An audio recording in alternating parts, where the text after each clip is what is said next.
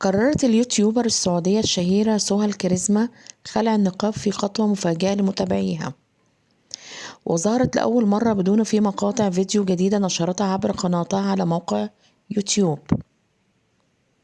وكشفت خلال الفيديو عن اسمها الحقيقي، وحيث قالت أن اسمي الحقيقي أشواق. أول شيء أنا اتخذت قرار إني أطلع في السوشيال ميديا، وكان نفسي أسويه من زمان. وأضافت كان في شيء مخوفني أنا من هذا الفيديو، قررت إني خلاص أطلع كده، نفسي أمارس حياتي وأنزل مقاطع بالشيء اللي أبغاه.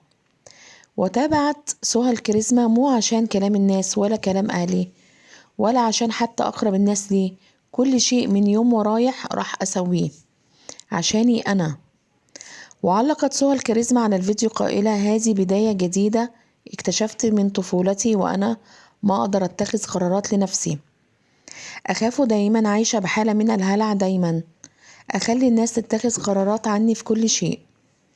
وأضافت في تعليقها عن الفيديو: وصلت لأقصى مراحل الخوف والاكتئاب، ولكن مع المقاطع الخاصة راح أكلمكم عن قصصي أنا، قصص حياتي التي كنت أتجرأ إن محدش يعرفها، والحمد لله.